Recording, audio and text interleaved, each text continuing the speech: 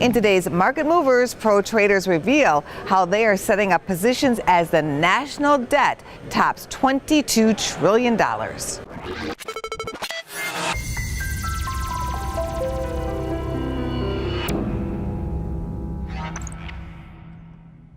Welcome to Market Movers. I'm Jim Iuorio with Scott Martin. Hi, Jim. Okay, so we've already had a shutdown once. We have debt ceiling discussions. We have another shutdown possibly looming, and I know there's been a little bit of agreement on things before. So the dollar has rallied. Gold has also rallied. Why? That's a good question, Jim. Risk-offy, maybe the uncertainty. I mean, I would throw China in there as well. I mean, we still do the do-si-do with the China trade talks, Jim. So to me, it's one of those things where it might be a risk-off type deal with respect to how gold has rallied, because that's typical risk-off, and dollar has rallied because it's still the world's reserve currency.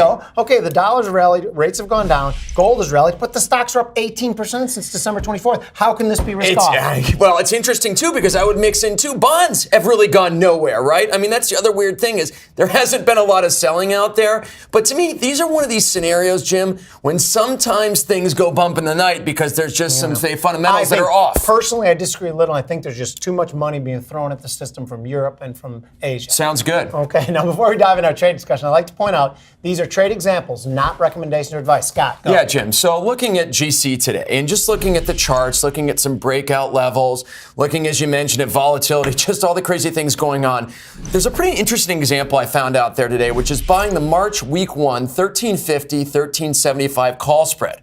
But financing that by selling a 1290 put in GC. This all expires March 1st. The risk I have on this is being long gold at 1290, which is a level I kind of identified as a decent breakout where I actually don't think it's going to penetrate that on the downside. And the reward, of course, is the call spread that fills out at 2500 because of the fact that I financed that call spread by selling that put spread for the same expiration. This is interesting. Now, this is an aggressive trade, an aggressive expression of your long.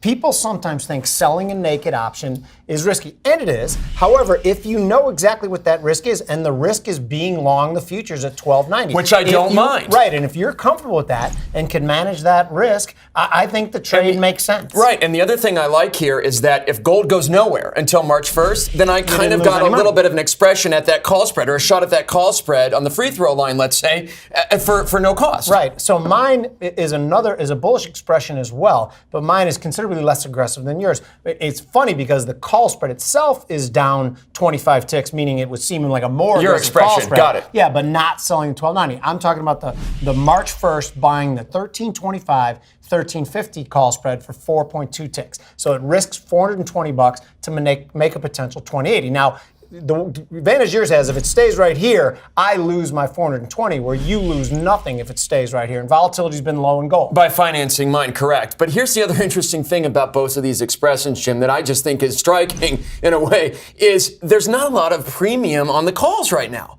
I mean, that's what's kind of interesting to me is the market, as you like to always point out, kind of feels like maybe gold is hitting maybe some near-term resistance because the calls to me are pretty nicely priced. So you say because the dollar and gold have rallied together, which is traditional in a classic kind of risk-off, almost panic scenario. But we're not seeing that anywhere else. So you think that could be indicative of something under the surface? I do, because it's just traditionally not what we see. Okay. And this has been an interesting environment from volatility as far as how calm things have been. So it's about time maybe something pops. Amen. Thanks for joining us on Market Movers. I'm Jim Iuorio, where we're helping to make you a better trader.